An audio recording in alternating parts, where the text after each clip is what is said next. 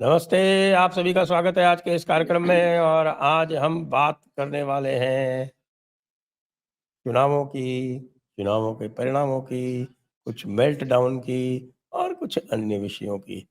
हमारे साथ हर्ष कुमार जी हैं, जैसा आप देख पा रहे हैं। हर्ष कुमार जी का नमस्कार। बहुत बहुत स्वागत है। आरंभ करने से पूर्व आपको याद दिला दूं कि भाई अब केवल 11 दिन बचे हैं, तो जिनको भी रजिस्ट्रेशन करवाने और जिनको कोई स्पॉन्सरशिप करनी है वो अब करा ले फटाफट, बाकी फिर आगे समय नहीं मिलेगा।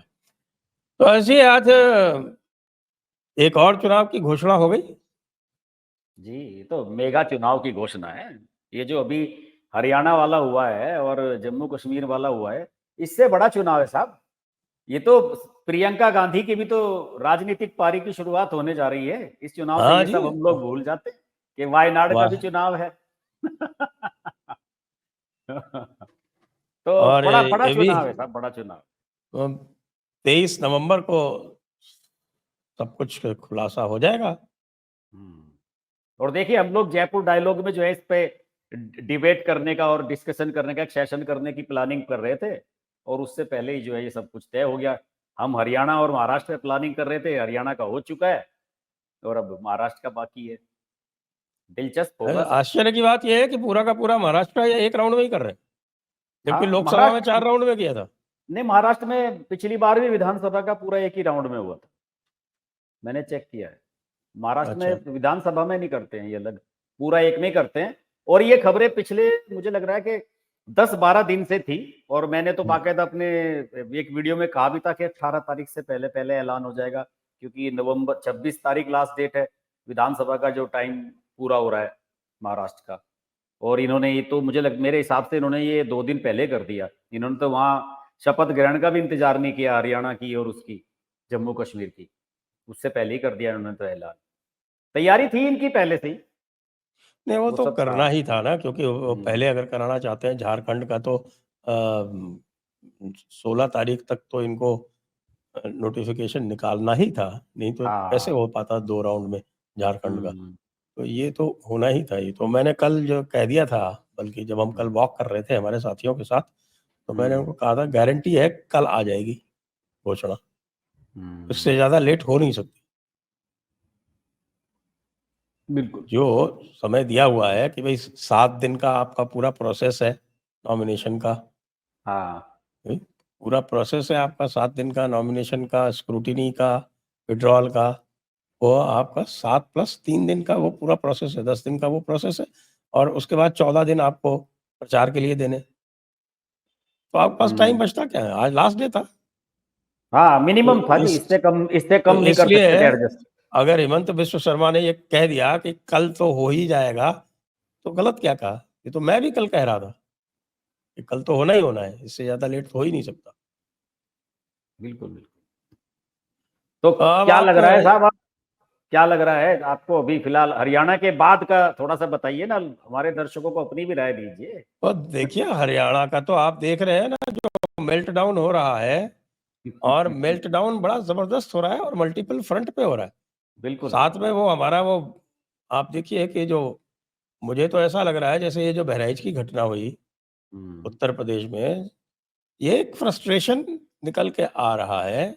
इसमें हरियाणा भी सम्मिलित है इस फ्रस्ट्रेशन में। इस फ्रस्ट्रेशन के पीछे हरियाणा है। इस फ्रस्ट्रेशन के पीछे ये भी है कि भैया, अब हम वक्फ जैसा जो एक्ट है उसका अमेंडमेंट भी नहीं रोक पा रहे। कहाँ हम भारत के नियंत्रक हुआ करते थे, नियंता हुआ करते थे। वही पूरा का पूरा जो इस्लामी तंत्र है भारत का, वो तो आज भी सपने मुगल सल्तनत के ही देखता है ना। उसको तो आज भी लगता है कि साहब यहाँ मुगलिया शासन था, हम वापस मुगलिया शासन लाएँगे। पूरा का पूरा जो पार्टीशन का जो सारा का सारा नैरेटिव था, वो यही था कि जी मुगलिया जी। शासन लाना है हमको, चाहे हम हम्म। यहाँ रह के लाएँ, चाहे हम अलग होके लाएँ। लेकिन पूरे देखिए, भारत को वापस हरियाणा, इस्लामी राज्य के अंतर्गत लाना है। वो जितना दूर होता दिखता है, उतना फ्रस्ट्रेशन होता है। ये हरियाणा का फ्रस्ट्रेशन भी है। और आप एक ये भी बात मानेंगे, यूपी के परिप्रेक्ष्य में अगर मैं बात करूं, कि जो समाजवादी पार्टी की 37 सीटें आई है ना यहाँ पे, हुँ। इससे भी बहुत सारी चीजें बदली है। वो जो होता है ना दिमाग में कि यार हमने जो है बीजेपी को हरा दिया, बीजेपी को नंबर 2 पे कर दिया, वो जो एक है ना कि एक वर्ग विशेष में जो एक उल्लास है, कि यार बाहर हम्म, कुछ ना यूपी में तो हमने कर ही दिया। वो भी इसकी एक वजह है। मैंने तो वीडियो इसी पे भी बनाया था कि आखिरकार यूपी में ऐसा कैसे हो गया। वैसे अब तक योगी जी से सब डरते थे, कोई दंगा हम्म, नहीं हुआ। पहली बार देख रहा हूँ योगी जी के टाइम में तो किसी शोभा यात्रा पे पथराव मतलब ही नहीं है, उठता ही नहीं है। तो इसमें कुछ ना कुछ प्री प्लानिंग और कुछ सोच तो है इसके पीछे। और ये योगी जी ने भी माना है, ये इंटेलिजेंस का भी फेलियर है वहां पे लोकल लेवल पे, इसलिए कई अधिकारी तबादले वगैरह भी वहां पे ट्रांसफर सस्पेंड भी हुए हैं। तो ये इंटेलिजेंस फेलियर भी है, और एक वो क्या कहते हैं कि वो एक कॉल भी है कि अब जाग जाइए, अब ये गड़बड़े हो सकती हैं। और अब तो चुनाव आ रहे हैं, चुनाव के डिक्लेयर हो गए हैं, यूपी के उपचुनाव भी डिक्लेयर हो गए हैं। तो निश्चित रूप से इसका तो ख्याल रखना पड़ेगा। और योगी जी के लिए लिहाज से ये बड़ा इंपॉर्टेंट है कि योगी जी को कम से कम उनकी, देखिए कल ही भी जब ये घटना संडे की शाम को हुई, और कल सारे टीवी चैनल्स के प्राइम टाइम जो शो थे वो इसी पे थे केंद्रित, कि योगी योगी राज में दंगा कैसे हो रहा है, योगी राज में कैसे दंगा हो रहा है, एक तरह का सवाल खड़ा करने की कोशिश की जा रही है। तो इसे योगी जी को तरीके से हैंडल करना पड़ेगा, और इसमें ऐसा मैसेज दिया जाना चाहिए। जैसे अब आप बताइए कि वहां अधिकारियों ने ये कह दिया, जैसे ही झगड़ा हुआ संडे की शाम को, वहां आसपास के जितने भी जिले अधिकारियों ने कह दिया कि दुर्गा विसर्जन का जो वो है कार्यक्रम वो रोक दिया जाए सब जगह। क्यों रोक दिया जाए भाई? जहां दंगा हुआ है वहां कंट्रोल करो आप, दूसरी जगह क्यों रुकवा रहे हो? फिर कल सुबह योगी जी ने आदेश जारी करे कि भाई ऐसे कैसे आपने आदेश दे दिए सारे अधिकारियों ने कि साहब दुर्गा विसर्जन सब जगह रोक दिया कि ये धार्मिक अनुष्ठान है, इसका एक समय है, उसी समय पे होगा ये, ऐसे थोड़ी कि 2 दिन बाद कर लो, 4 दिन बाद कर लो। तो संवेदनशील है मामला, काफी है। हरियाणा का नहीं तो वो प्रश्न। तो क्या है कि वो ब्यूरोक्रेसी का नॉर्मल वो होता है ना, एक सेफ प्ले करने का। ब्यूरोक्रेसी नॉर्मली सेफ प्ले करती है। नहीं तो ब्यूरोक्रेसी नॉर्मल से प्ले करेगी तो फिर वो बुक तो वहां की एसएसपी वो जो है कह रही है, वो लेडी है वहां की जो बहराइच की, वो ये कह रही है कि ये शोभा यात्रा है और ये मुस्लिम इलाके से गुजर रही थी। ये मुस्लिम बहुसंख्यक आबादी है यहाँ पे। मुस्लिम क्षेत्र का, हाँ मुस्लिम क्षेत्र। मुस्लिम क्षेत्र से गुजर रही है। तो फिर तो सारा हिंदुस्तान फिर तो हिंदू क्षेत्र है, अगर वो मुस्लिम क्षेत्र है तो फिर तो कहीं भी कोई यात्रा नहीं निकलनी चाहिए। ये तो, ये जो मूर्खता है, ये जो पढ़ाई जाती है हम्म। और जो इंटरनलाइज कराई जाती है मसूरी एकेडमी में, ये सब उसका परिणाम है।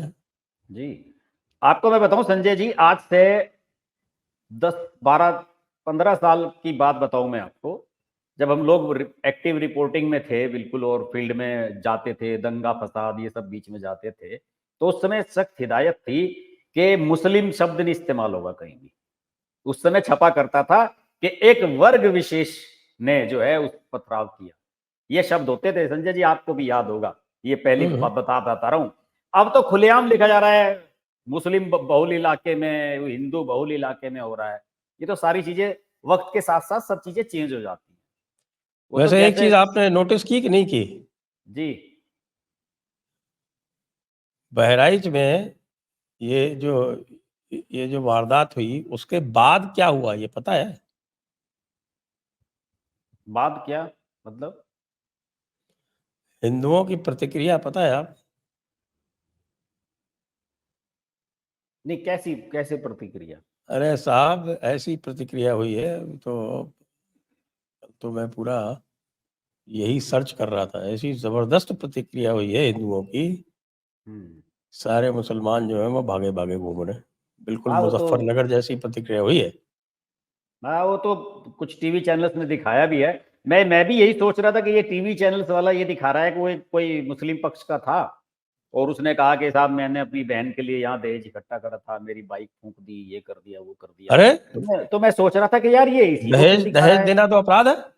हाँ वो उसी का ही दिखाया जा रहा था। वो उसने कहा कि भाई मैं मुसलमान हूं तो क्या हो गया, उसमें खुलेआम कह रहा था वो। मैं भी सोच रहा हूँ कि यार ये इसी इसी को क्यों दिखा रहा है, एबीपी वाला दिखा रहा था कल रात इसको।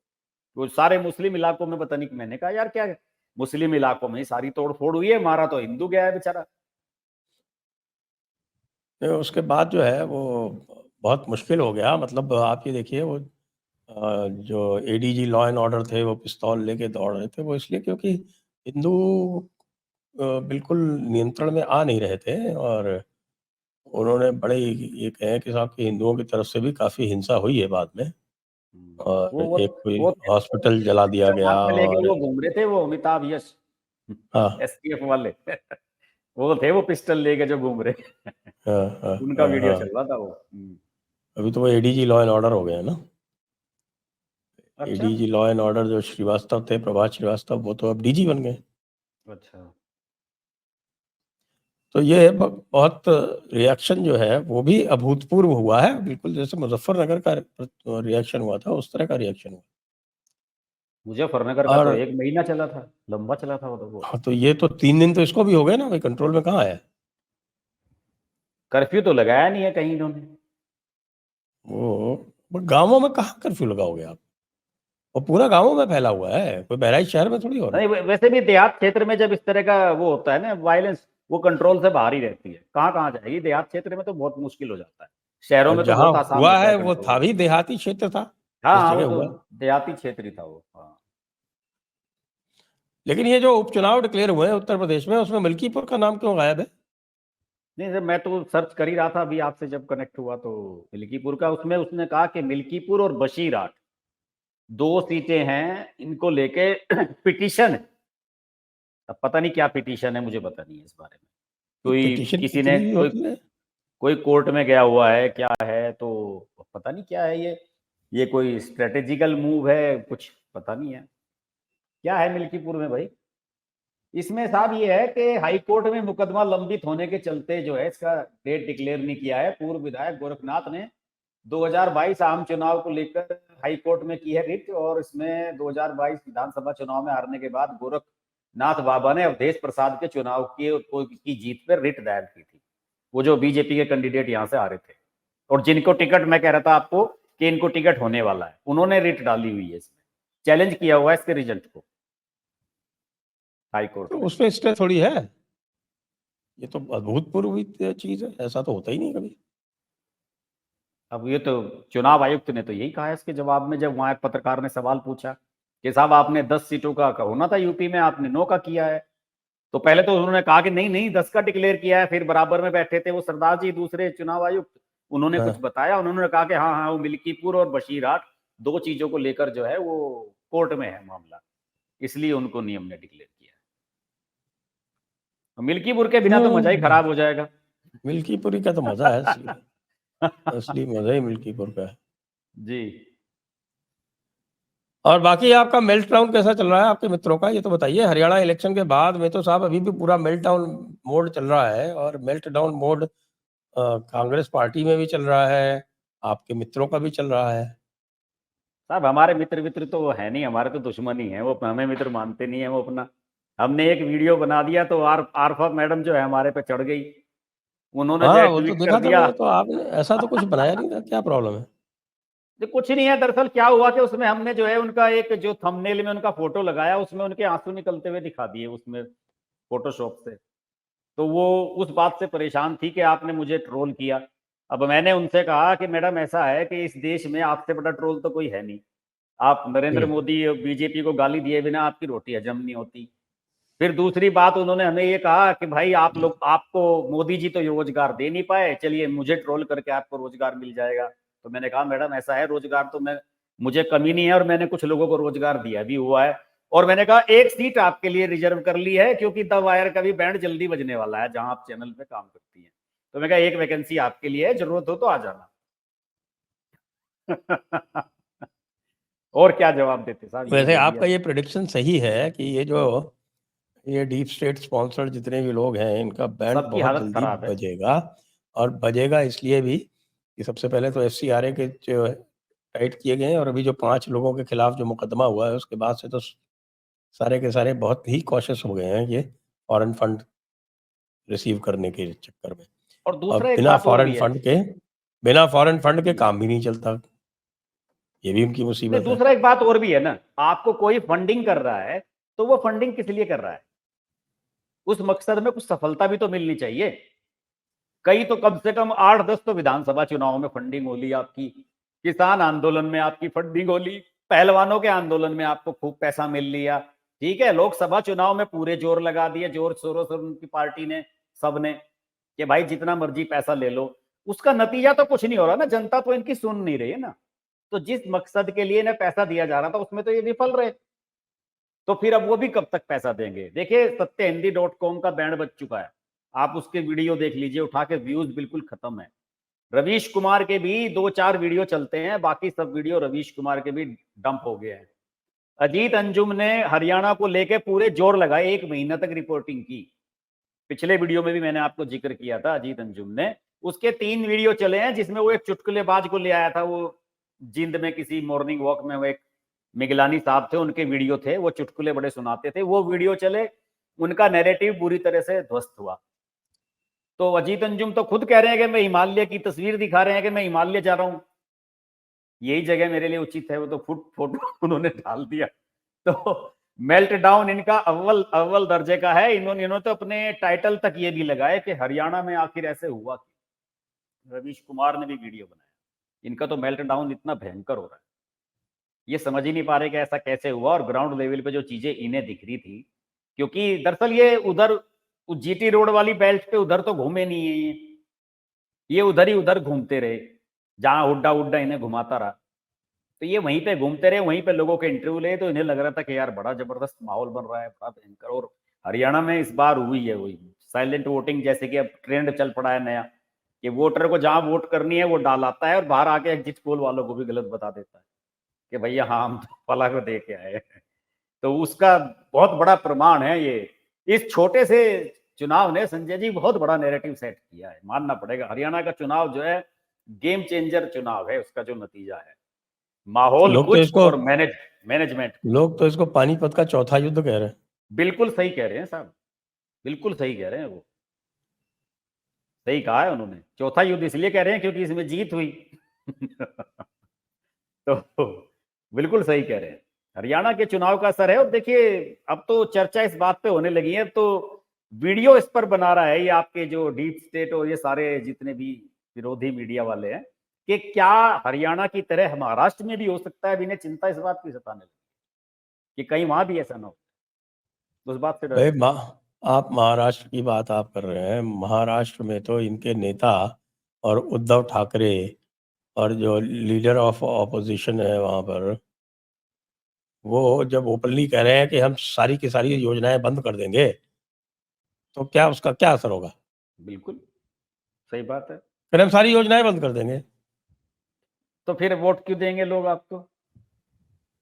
और ठाकरे की सरकार की, ठाकरे की एक इमेज बड़ी खराब भी है वहां पे।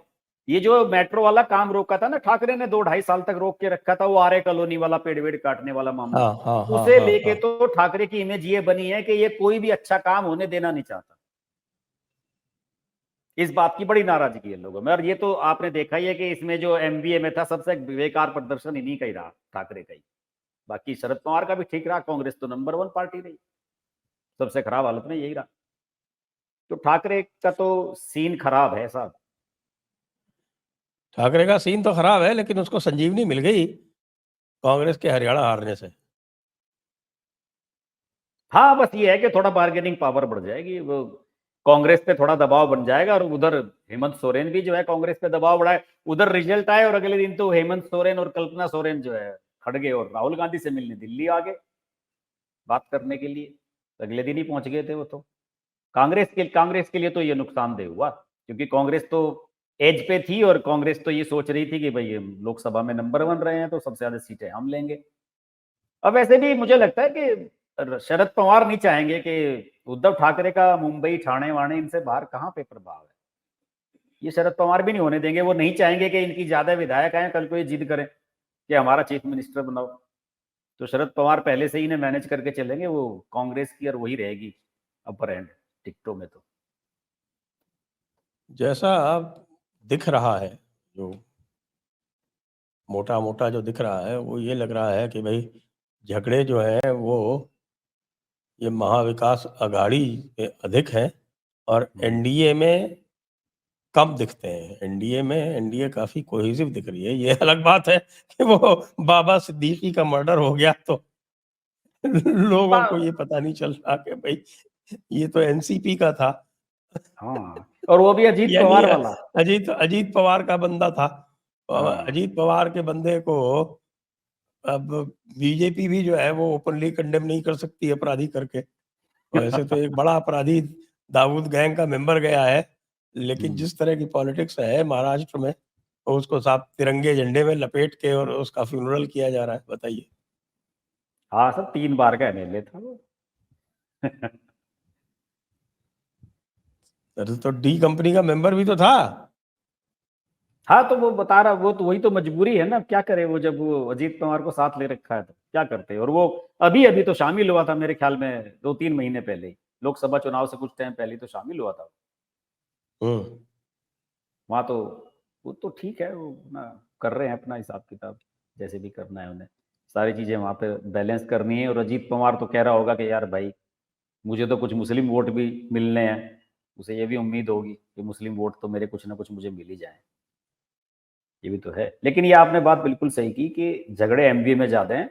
अभी देवेंद्र फडणवीस ने तो परसों ही कहा है, उसने तो कहा है कि देखिए ये तय हो चुका है हमारे बीच में कि आपस में सेटलमेंट इन लोगों के बीच में हो चुका है। मैंने आंकड़े भी उसके निकाले थे कि जो सीट जिसने जहां जीती है वो तो उसकी रहनी है, और केवल इस उन तीनों की सीटें जोड़ने के बाद 102 सीटें बचती हैं जिन पे आपस में इन्हें सेटिंग करनी है। 102 पे उन्हें 288 पे करनी ये है। तो कौन सी जीती है? उनके तो 11 ही सीटें बची हैं उद्धव ठाकरे की। नहीं, उनकी नहीं कह रहा हूं मैं, सॉरी, इनकी देवेंद्र फडणवीस की कह रहा हूं मैं तो, एनडीए अरे वालों की। इनकी तो, इनकी मुझे कोई इन्होंने कहा है प्रॉब्लम कि, नहीं है। इन्हीं की बता रहा हूं मैं, कि इन्होंने जो है अपनी जहां जहां पे जीत रखी है उन पे तो कहा है कि वो हम जो जीता हुआ है वो उसके पास रखेगा, वो उस टिकट को रिटेन करे चाहे उसे चेंज कर ले। तो बाकी 102 ही बची है, मैंने देखा इस तीनों की जोड़ने के बाद 102 पे सेटलमेंट करना है इन्हें। 288 में से आप देखिए ना कि 186 पे तो ऑलरेडी वो सॉर्टेड है। और दिक्कत तो इनकी है एमबीए वालों की, इन्हें सारी बांटनी है आपस में, क्योंकि जो विनिंग वाले हैं इनके वो तो सारे जा चुके हैं उनके साथ, शिंदे और अजीत पवार के साथ। अब तो इन्हें नए फेस लाने हैं। अभी देखिए कि इनकी शायद 55 सीटें थी ना, और 55 में से 40 तो चले गए थे शिंदे के साथ में, और हाँ, 41 चले गए थे, सही कह रहे हैं। 41 चले गए थे, और इनकी 51 या 52 सीटें थी हाँ मैंने आपके देखा हुआ था। हाँ, मैं देखता हूँ शरद मेरे पवार पास की। है जी। उसमें उसमें से भी जो है वो 40 के आसपास निकल गए थे, तो बचे क्या इनके पास?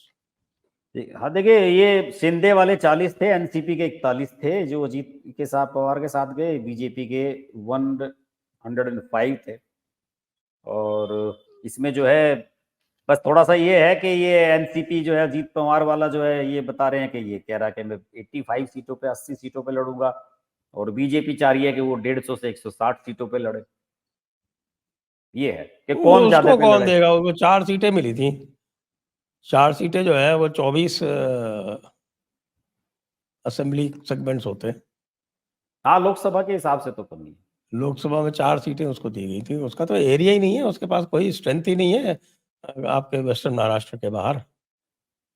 हाँ वैसे तो कुछ लोग ये भी मान रहे हैं कि अजीत पवार तो अगर वापिस ही चले जाएं तो बीजेपी और इनके लिए बहुत बढ़िया होगा, शिंदे के लिए।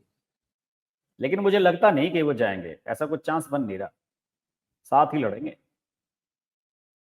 नहीं तो शरद पवार भी तो भाव नहीं दे रहे ना उनको, समस्या ये भी हम्म तो। बात ये भी है ना कि उधर से भी इतना प्रेशर अभी है नहीं, या इतना वो ऑफर कुछ इस तरह की इंटरेस्टिंग आ नहीं रही। और वहां देख बात और भी है, अजीत पवार को उधर जाने का इसलिए भी तो कुछ नहीं दिखाई दे रहा, ऐसा लग रहा है कि सरकार तो बननी इन्हीं की है, उनके साथ जाने का फायदा क्या है। अगर उधर माहौल बने कि जैसे कि हुड्डा का बना हुआ था माहौल। देखिए वहां पे तो हरियाणा में जो माहौल था वो क्या था कि माहौल तो कांग्रेस का ऊपर से नीचे तक माहौल बना हुआ था, सब विधायक भी छोड़ छोड़ के अरे तो उधर जा रहे आज ही थे। एक कांग्रेस का सिटिंग एमएलए शामिल हो गया जाके ना एनसीपी में। हाँ तो मैं ये कह रहा हूं ना कि सबको ये लग रहा है कि यहाँ पे महायुति वालों की गवर्नमेंट रिपीट होगी। तो उस तरफ जब तो देखिए, ये तो मौसम विज्ञानी होते हैं सारे के सारे लोग। अब यूपी में क्या हुआ था आप याद करिए, धर्म सिंह सैनी, दारा सिंह चौहान, ये सारे के सारे क्यों भागे थे, ओम प्रकाश राजभर। सबको ये लग रहा था कि यार योगी जी वो एक बार बन गए थे, जब बन गए उस समय योगी जी के नाम पे चुनाव लड़ा नहीं गया था, और इस बार तो फिर सपा की वापसी होगी, क्योंकि ट्रेंड भी था कि एक बार बीजेपी या मतलब वहां पे सरकार रिपीट ही नहीं होती यूपी में, वहां पे भी ये ट्रेंड चल रहा था बरसों बरस से। तो उसी तरह की, ये तो जब चुनाव का जो माहौल बनता है ना, उसी से स्पष्ट हो जाता है कि किसकी सरकार बनती हुई नजर आती है, लोग उधर ही भागने लगते हैं। तो जाएंगे वो, जिसे जगह मिलेगी। अभी वो फिल्म स्टार तो गया है, कौन वो सियाजी शिंदे, वो एनसीपी में ज्वाइन कर रहा है, वो उसने कर तो लिया सयाजी ज्वाइन 2-3 दिन पहले, सायाजी शिंदे। सयाजी शिंदे। हम्म। तो ये तो मौसम विज्ञानी सबसे बड़े तो पॉलिटिशियन ही होते हैं, जिस तरफ इन्हें लगता है कि भाई मामला भारी है पलड़ा, उधर भागने लगते हैं। लेकिन मुझे लग रहा है कि ये एक नाथ शिंदे और इसके पास तो ऑप्शंस हैं, एक नाथ शिंदे और अजीत पवार के पास तो ऑप्शंस हैं कि उधर से आने वाले लोगों को एडजस्ट कर लें। बीजेपी वाले मुझे नहीं लगता कि ज्यादा लोगों को एडजस्ट करेंगे। वो, उन्हें पुराना रिजल्ट देखते हुए अपने अपने टिकटों पे ही फोकस करना चाहिए, बाहर से आने वाले लोगों पे नहीं। बिल्कुल। और जो सूचना मुझे मिल रही है वो तो ये है कि भाई इनके आपस में जो शेयरिंग होगी वो 150 सीटें तो बीजेपी लेगी हाँ, और 80 सीटों के आसपास मिलेंगे शिंदे को। शिंदे को, और 50 से 60 के बीच में सीटें मिलेंगी अजीत पवार को। हाँ, मतलब 150 सीटें मुझे लग रहा है कि कम से बीजेपी तो 150 पे लड़ेगी निश्चित रूप से। बीजेपी तो दरअसल ये भी टेस्ट करना चाहती है ना कि हम अपने दम पर हम क्या कर सकते हैं, उसके भी तो है ना कि अपर हैंड रहे उसका। बड़ी बड़ी पार्टी वो बनाने का तो भी तो उसने मकसद है। वो तो उसने गलती कर दी थी ना पिछले चुनाव में अगर अकेले लड़े होती तो हाँ, मेजोरिटी लेके आती। मेजोरिटी लेकर आती है, इन्हें बिना मतलब इतने सारे विधायक जितवा दिए इनके शिवसेना वालों के। शिवसेना के विधायक जो इन्होंने जितवाए 55, उसके कारण ही तो इनको प्रॉब्लम हुई। और 55 ही जीते उनके, जबकि उनको सीटें जो थी वो इन्होंने दी थी लगभग 100 120 सीटें दी थी उनको। हाँ, ऐसा ही था कुछ आंकड़ा, 100 हाँ, से तो ऊपर ही सीटें थी इनकी। 120 सीटों में उनका जो स्ट्राइक रेट था वो 50% से कम था। हम्म, हाँ, और बीजेपी का जो स्ट्राइक रेट था वो लगभग 60% था। अगर ये अकेले लड़े होते तो आराम से जीते। ना बिल्कुल। वो गलती तो इन्होंने की ही थी। वो भाऊ तोरसेकर कहते हैं कि साहब कि मैं तो, बातचीत हुई थी देवेंद्र फडणवीस से और देवेंद्र फडणवीस को मैंने कहा था कि अकेले लड़ो। तो देवेंद्र फडणवीस आज तक वो इसको एक्नॉलेज कहते हैं कि अगर मैं भाऊ की बात मान लेता तो ये सब कुछ नहीं होता और मैं चीफ मिनिस्टर बन जाता दोबारा।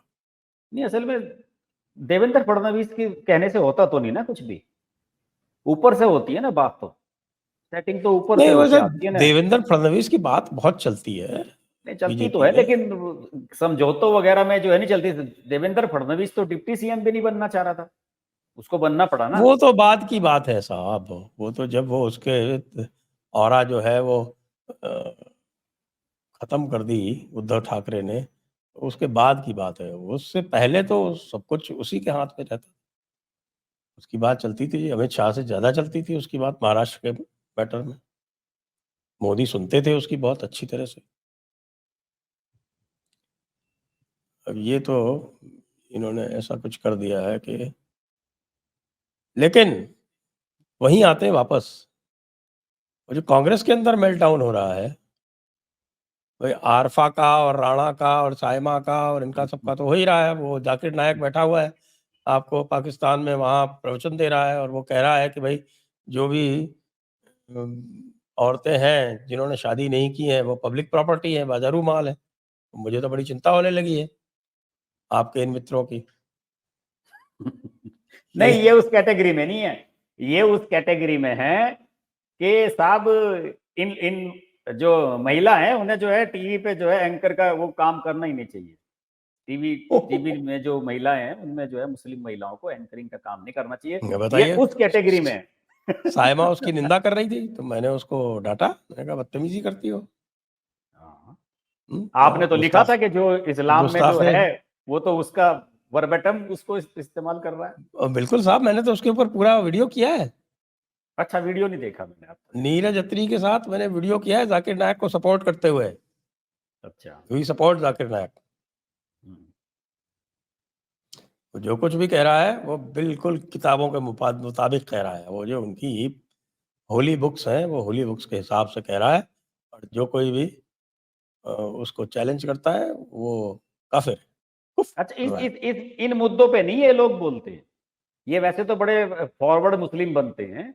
ये जब हिजाब विजाब का मामला चला था वहां कर्नाटक में, आपको याद होगा 2 साल पहले, तो उस समय ये इस बात के समर्थन में थे। ये सब जितने भी साइमा अरफा आप नाम ले रहे हो, ये सब लोग इसके समर्थन में थे कि साहब हिजाब पहनना उनका अपना चॉइस है, उसे आप जबरदस्ती कैसे जो है बैन कर रहे हैं आप स्कूल में।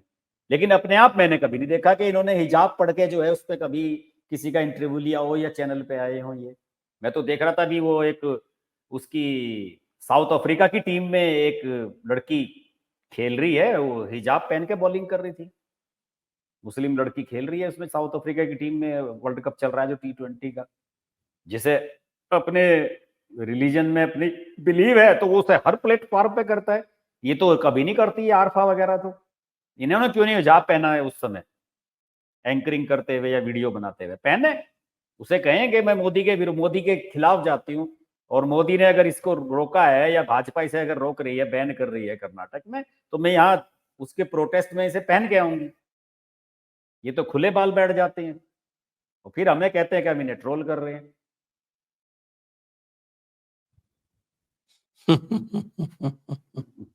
अच्छा, एक और इशू जो है वो बहुत इस वक्त चल रहा है, और वो है वक्फ एक्ट वाला। और वक्फ की जेपीसी की दमादम धड़ाधड़ खटाखट फटाफट मीटिंग्स हुए जा रही हैं, और ये रोज उसको बायकॉट करते घूमते हैं। हाँ, ये कल तो बताते हैं कि ये इमरान मसूद वगैरह सारे भाग गए उसमें से छोड़ के। और मामला भी क्या था आज उसमें, आज भी खड़गे का। आज भी बायकॉट किया इन्होंने। अच्छा, आज भी किया होगा। ये तो बाइकाट ही करेंगे ये उसमें, क्योंकि जो ये चाहेंगे वो होगा नहीं, तो बाइकाट ही करते रहेंगे। ये तो ये फिर बाइकाट तो ये इसलिए भी कर रहे हैं ना, इन्हें पता है कि ये बिल पास होना है और इसी सेशन में ये आना है। और इन्हें फिर अगर ये हर चीज में हाँ में हाँ कर देंगे तो फिर विरोध किस चीज का करेंगे? फिर वहां वही बात आ जाएगी नहीं कि जब 370 हटी थी तो हाथ तो सबके उठ रहे थे, बैठे हुए तो सब थे वहां पे सदन में। तो वही वही वाली बात आ जाएगी इसमें, वक्फ वाले मामले में भी। ये बस अपना फेस सेविंग है कि साहब हमने तो इसका भी विरोध किया, हमने इसका भी विरोध किया। ये सब चल रहा है। लेकिन सबसे बड़ा तो कांग्रेस के सामने संकट ये है साहब, खड़गे की खड़गे ने जो जमीन वापस की है वो तो बहुत बड़ा मामला हो गया। उसे तो वहां बवाल मचाया हुआ है। और वो आपके राजस्थान के ही हैं, वो जो MP सवाल उठा रहे वहां, जिन्होंने उठाया मुद्दा, वो लहर सिंह सिरोया। लहर सिंह मुझे तो ये, सिरोया। हाँ, उन्होंने तो बवाल मचा रखा है। मैं उनका वीडियो देख रहा हूँ, वो तो पूरा चिट्ठी लेकर, तो वो तो वहां के सुब्रमण्यम स्वामी बने हुए हैं। पूरा मुद्दा उठा रखा है उन्होंने। उन्होंने कहा कि इस्तीफा देना चाहिए इन्हें, खड़गे जी। ऐसे थोड़े होता है कि आपने जमीन ली और फिर वापस कर दी तो आप बच जाओगे, कि चोर ने चोरी का सामान वापस कर दिया और वो चोरी का इल्जाम उस पर खत्म हो गया। ऐसे कैसे हो जाएगा? वो तो लगे हुए हैं इनके पीछे पूरे। बड़ी एक मुसीबत तो कांग्रेस के सामने वो है। एक कानून का, खास तौर से क्रिमिनल लॉ का सुस्थापित सिद्धांत है, सर्विस लॉ का, कि अच्छा, temporary embezzlement is also embezzlement. ये सर्विसेज में ये है कि आपने कोई अस्थाई गबन कर लिया, बाद में पैसा वापस कर दिया, हाँ, इट इज स्टिल एम्बेजलमेंट। वो तो है ही। यू विल क्यों नहीं? Be punished for embezzlement. तो बिल्कुल इससे ये नहीं बिल्कुल। हो सकता कि साहब हमने कुछ दिनों के लिए चोरी कर दी, वापस कर दी। नो। हाँ, और एक बार बताऊं मैं आपको, ये क्यों किया क्यों है? दरअसल कांग्रेस में वहां क्या मुद्दा चल पड़ा है? कांग्रेस में मुद्दा ये चल पड़ा है, इंटरनल जो चल रहा है, कि सिद्धरमैया चीफ मिनिस्टर पद से हटेंगे। DK शिव कुमार ऑलरेडी जो है कई मामलों में फंसे हुए हैं पहले से ही। सिद्धरमैया की वाइफ के नाम पे 14 प्लॉट वापस करने वाला जो मूडा वाला मामला है वो चल ही रहा है। अब ये बताया जा रहा है कि खड़गे साहब अपने बेटे को CM बनवाने के चक्कर में है, प्रियांक खड़गे को। और वे चाह रहे कि यार कोई लफड़ा नहीं चाहिए, कल को भाजपा वाला कोई हल्ला करने लगे तो वो जमीन इसलिए जो इन्होंने वो वापस करने का, कि भाई हम तो वापस कर रहे हैं, हमने वो स्किल डेवलपमेंट सेंटर बनाने के नाम पे ली थी और अब हम उसको वापस कर रहे हैं ईमानदारी से। तो ये तो वहां पे लड़ाई अब ये चल पड़ी है, क्योंकि ये कांग्रेस में सब लोगों को ये लग रहा है कि कर्नाटक में इसके बाद कांग्रेस की सरकार अगली बार नहीं आने वाली। DK शिव कुमार को पता है कि अगर इस बार चीफ मिनिस्टर नहीं बना मैं, तो अगली बार तो बीजेपी की आएगी। तो फिर आप समझ लीजिए कि 23 में हुआ था, फिर 28 में होगा, 28 के बाद 2033 में होगा चुनाव। कितना लंबा इंतजार करना पड़ेगा, कब किसी ने देखा है इतना लंबा समय। तो वहां पे अब ये चल रहा है कि सिद्धरमैया को बीच टर्म में हटवाया जाए, और उस पे लड़ाई है एक गुट जो है वो डीके शिव कुमार का, क्योंकि वो सारे वोकल लिंगा उसकी तरफ थे, वो कह रहा है कि मैं तो वोट दिलवाए आपको। और दूसरी तरफ जो है इसका बेटा प्रियांक खड़गे, ये 3 गुट स्पष्ट रूप से बन चुके हैं। ये कहानी चल रही है कर्नाटक। हाँ, वो तो है। जी। और उसके जस्ट पहले आप देख चुके हैं कि बाकी क्या हुआ था। यानी पहले तो सिद्धरमैया खुद फंसे, उसके बाद अब खड़गे फंस गए। अब ये दोनों फंसे हैं तो ये डीके शिव कुमार को भी फंसाएंगे, तो फिर बचेगा कौन? तो कांग्रेस में तो वो कहा तो है किसी ने, कौन है, कोई पत्रकार या किसी ने कहा तो है कि कांग्रेस को बीजेपी थोड़ी हरा रही है, तो कांग्रेस वाले खुद ही हरा देते हैं एक दूसरे को, इन्हें करने की कुछ जरूरत ही नहीं है। आशुतोष ही कह रहा था, वो जिसने आजकल नेहरू जी का अपना प्रोफाइल पिक्चर लगाया हुआ है, और वो जो नेहरू जी से की किताब पढ़ने के बाद उसके जो दिव्य चक्षु जो है वो खुल गए हैं कि साहब ज्ञान मिला है उसे, कि नेहरू जी जैसा विजनरी नेता तो इस देश में हुआ ही नहीं। तो वो कह रहा है कि कांग्रेस को बीजेपी से लड़ने की जरूरत नहीं है, कांग्रेस में तो अंदर ही बैठे हुए हैं कांग्रेस को मरवाने वाले। लेकिन मेल्ट डाउन संजय जी एक बड़ा मजेदार और हुआ, और क्या हरियाणा का हुआ? Melt down. ये जो हाँ, अपने बताएं। आंदोलन जीवी हैं ये सारे के सारे, राकेश अरे! टिकैत, गुरनाम सिंह चढ़ूनी, ऐतिहासिक मेल्ट डाउन है सर ये भी।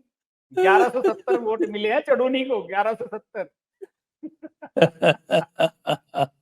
और ये कह रहा है कि ये हुड्डा जो है ये मंद बुद्धि है, इसे बुद्धिहीन है, और इसे जो है सारी की सारी सौंप दी इन्होंने। और वो देखिए कह क्या गया, वो कह ये गया कि हमने तो पूरा माहौल बना दिया था कांग्रेस के लिए, कांग्रेस उसको बिल्कुल, कैपिटलाइज नहीं कर पाई, वो कैश नहीं करा पाई, कांग्रेस बात की तो सही कह दिक्कत है। रहा है वो। सही तो कह रहा है, लेकिन आप ये बताइए, खुद तो 1170 वोट मिले हैं तुझे, तो हुड्डा को सीएम बनवाने चला था, ये भी तो देखो ना आप। राकेश टिकैत हाँ, ने नहीं लेकिन कहा था। जिस कॉन्स्टिट्यूएंसी से वो लड़ रहा था, उसमें तो कम से हाँ, कम बीजेपी वो कांग्रेस जीत गई।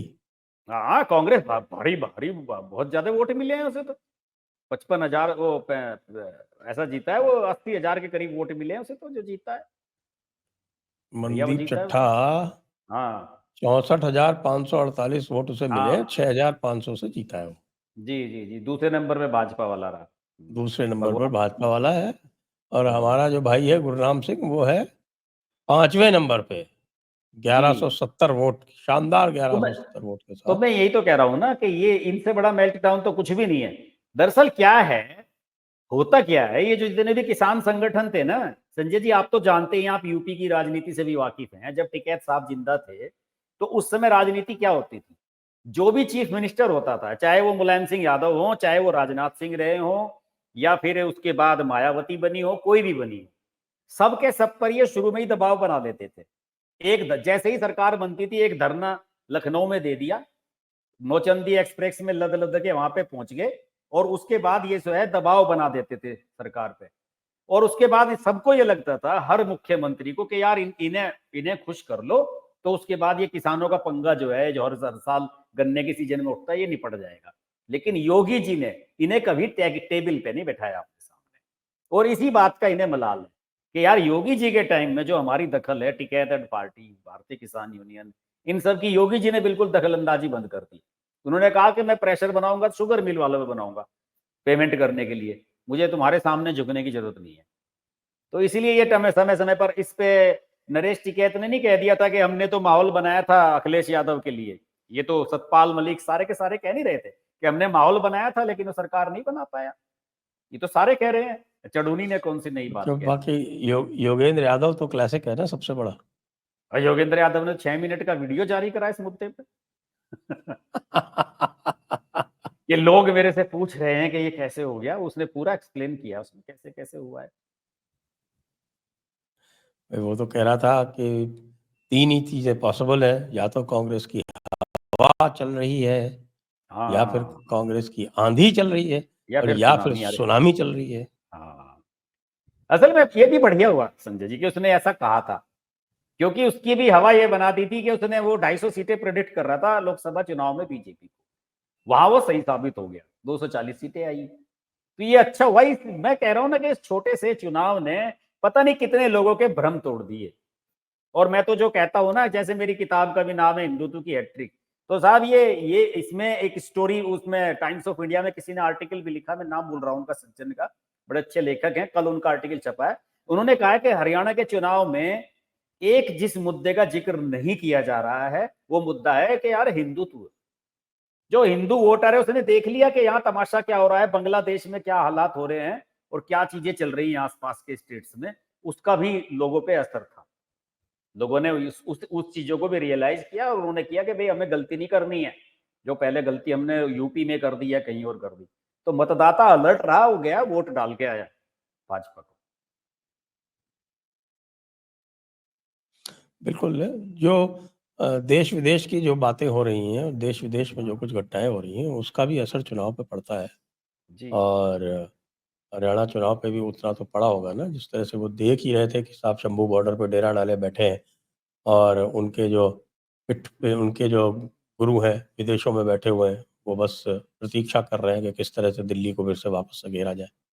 सर, तो ये लोग तो चिढ़ सब जाते हैं, कहते हैं कि यार ये अराजक तत्व हैं, किसी दिन तो ये रास्ता जाम कर लेते हैं। आप बताइए, आप हम लोग किसी शादी ब्याह में बच्चों के साथ निकले जाने के लिए, पता लगा कि साहब किसान यूनियन ने जाम लगा रखा है, जाओ 24 किलोमीटर और दूसरी जगह से घूम के, तो लोग नाराज होते हैं।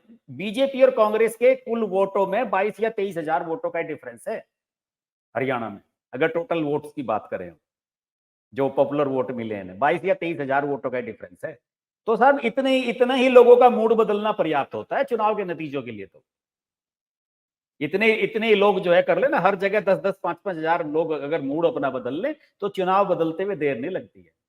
तो मतदाता होशियार हो गया है, अब लोग प्रेडिक्टेबल नहीं रहे। और इसमें लोग कह रहे थे कि जाट नाराज है, अब CSDS वगैरह की रिपोर्ट आ रही है कि 20-20 22% वोट जाटों के बीजेपी को मिले हैं, ये भी रिपोर्ट अरे आई आप है। देखो ना, ये जाट, इधर आपकी भिवानी महेंद्रगढ़ के एरिया की जितनी भी जाट सीटें हैं, सारी की हाँ, सारी बीजेपी ने जीत ली। सारी की सारी जीती है इन्होंने। ये श्रुति चौधरी वाली और इधर की जो सीटें थी सारी जीती है इन्होंने। सारी भिवानी महेंद्रगढ़ की कम से कम 6 सीटें हैं ऐसी जाट सीटें जो हाँ, जीती इन्होंने। हांसी जैसी बिल्कुल। सीट जीत ली, जो प्योर जाट सीट है। वो तो तोशम, केवल तीन, हांसी। वो तीन डिस्ट्रिक्ट हैं, वो जो उसके हैं हुड्डा वाले, उन 30 डिस्ट्रिक्ट में 14 सीट हैं, उनमें से 4 बीजेपी को मिली, बाकी सब बीजेपी प्लस में ही है, चाहे वो जाट बेल्ट हो चाहे नॉन जाट बेल्ट, सब जगह। और ये अहिरवाल यादव वाली जो इधर दिल्ली की साइड में आ रही है, ये तो यहाँ तो साफ सुपड़ा साफ कर दिया बिल्कुल। हाँ, बिल्कुल सुपड़ा साफ, बिल्कुल सही बात। तो आइए फिर इस मेल्ट डाउन को सेलिब्रेट करते हैं और आगे महाराष्ट्र के चुनाव की तैयारी करते हैं, जी उसके विश्लेषण की। आज जी की जी। चर्चा को अब यहीं पर विराम देते हैं। सभी दर्शकों को बहुत-बहुत धन्यवाद। हर्ष जी, आपको भी बहुत-बहुत धन्यवाद। जय हिंद, जय भारत, वंदे मातरम। नमस्कार।